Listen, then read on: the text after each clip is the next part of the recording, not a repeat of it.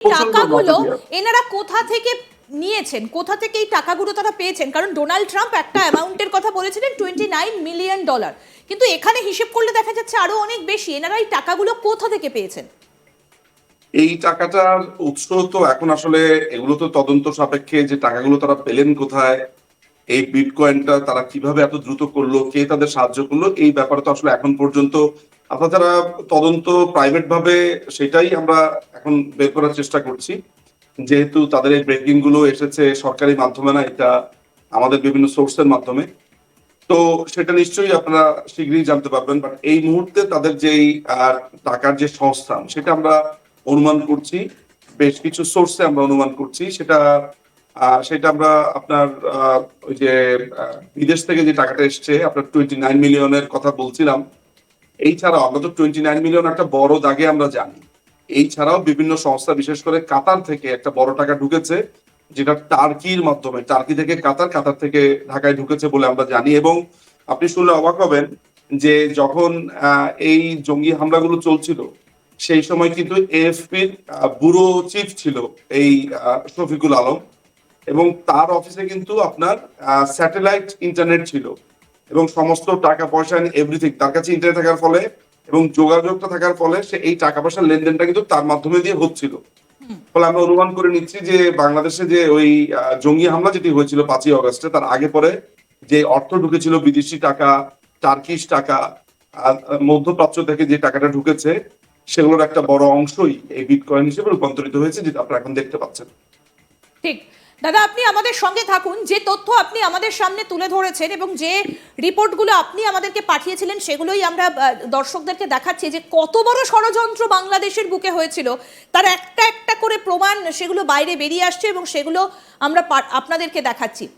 একই সঙ্গে এই যে নাহিদ, যিনি গতকালই পদত্যাগ করেছেন নিজের রাজনৈতিক দল গড়ে তুলবেন বলে, সেই নাহিদও টাকা নিয়েছেন। যিনি প্রধানমন্ত্রী হবার স্বপ্ন দেখছেন, বাংলাদেশে রাজনৈতিক দল গড়ে তুলেছেন। ব্যাংক অ্যাকাউন্টের স্ক্রিনশট আপনাদেরকে আমরা দেখাচ্ছি এবং আমরা নাহিদের কথা আপনাদেরকে বললাম, সেই নাহিদের কত টাকা নিয়েছেন সেটাও দেখাবো। তবে তার আগে সার্জিস আলম, কে এই সার্জিস আলম, তিনি কত টাকা নিয়েছেন আসুন আপনাদের সেটাও দেখাই। দেখুন, সার্জিস আলম ছাত্রনেতা তথা আন্দোলনের সমন্বয়ক। দেখুন তার নেওয়ার টাকার পরিমাণ 76,62,305, তারও বেশি মার্কিন ডলার, ভারতীয় মুদ্রায় 66,72,76,746 টাকা। আমি একই সঙ্গে দেখাবো একটু নাহিদ ইসলাম, যার কথা আপনাদেরকে বললাম। দেখুন, নাহিদ ইসলাম অন্তর্বর্তী সরকারের পদত্যাগী উপদেষ্টা ছাত্র নেতা, যিনি নতুন রাজনৈতিক দল খুলবেন বলে ঠিক করেছেন এবং যিনি ভোটে দাঁড়াবেন, প্রধানমন্ত্রী হবার স্বপ্ন দেখছেন। তিনি কত টাকা নিয়েছেন দেখুন, 204, তারও বেশি বিটকয়েন, অর্থাৎ 1,82,71,272 মার্কিন ডলার, ভারতীয় মুদ্রায় 158 কোটি টাকা, তারও বেশি 158,24,56,842 টাকা। আমাদের সঙ্গে রয়েছেন বাংলাদেশের বিশিষ্ট আইনজীবী নিঝুম মজুমদার। খুব অবাক লাগছে এই তথ্যগুলো দেখতে, যে এরা এই দুজন কারা। নাহিদ ইসলাম সম্পর্কে আমরা জানি এবং তার সঙ্গে এই যে সার্জিস আলম, এই বাকে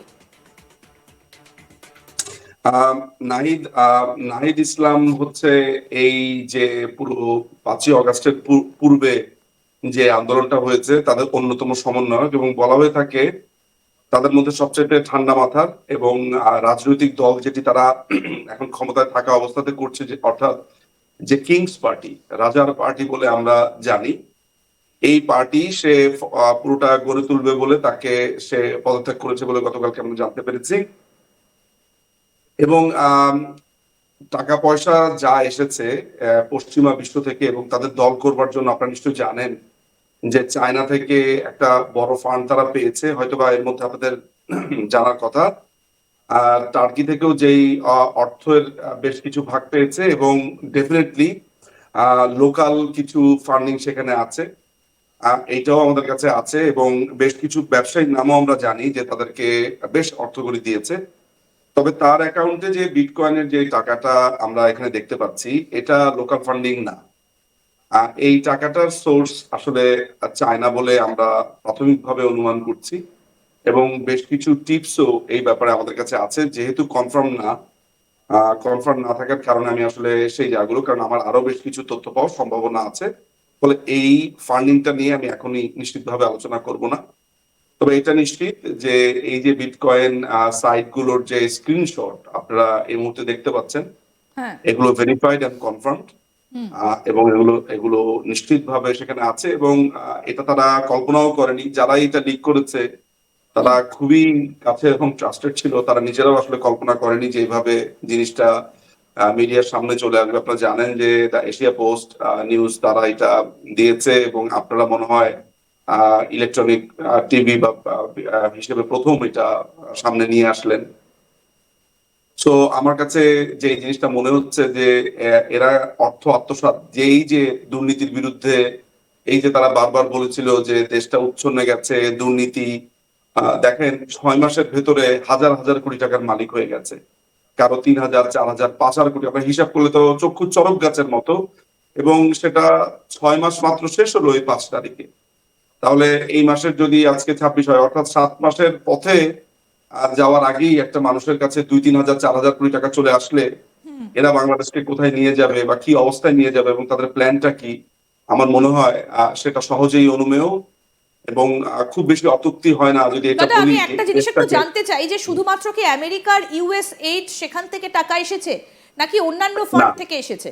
না, ইউএসএইড এবং এনইডি তাদেরও একটা লিমিট আছে, কারণ তাদের যে ফান্ডটা বাংলাদেশ কেন্দ্রিক হয় সেখানে তাদের আবার ভাগাভাগি আছে যে কাকে কত টাকা দেবে, এই ধরনের একটা ব্যাপার আছে। সেগুলোর হিসাবও আমার কাছে পরিষ্কারভাবে আছে। নিশ্চয়ই আমি আপনাকে সেগুলো দিয়ে আমরা একটা প্রোগ্রাম করার চেষ্টা করবো। কিন্তু কথা হচ্ছে যে আহ, এই অর্থ যেগুলো আপনি দেখছেন বিটকয়েনের মধ্যে বা যেটা এই মুহূর্তে আপনার সামনে আছে, এগুলোর মেইনলি সোর্স হচ্ছে তার্কি টার্কি হয়ে দোহার মাধ্যমে, অর্থাৎ কাতারের মাধ্যমে, হুম। এবং চায়নার অর্থ, চায়নার একটা বড় স্টেক কিন্তু এই মেইহেমের ভেতরে ছিল, অর্থাৎ 5ই আগস্টের যে সহিংসতা, হুম। যে উন্মুক্ততা, সেখানে সেখানে একটা বড় স্টেক তাদের ছিল। আমাদের কাছে একটা কনফার্ম নিউজ আছে চাইনিজ এবং টার্কিশ যে ইন্টারভেনশন, বিশেষ করে ফাইন্যান্সিয়াল যে টাকা পয়সাগুলো দেওয়া হয়েছে, আমাদের কাছে পরিষ্কার এই ব্যাপারে তথ্য আছে।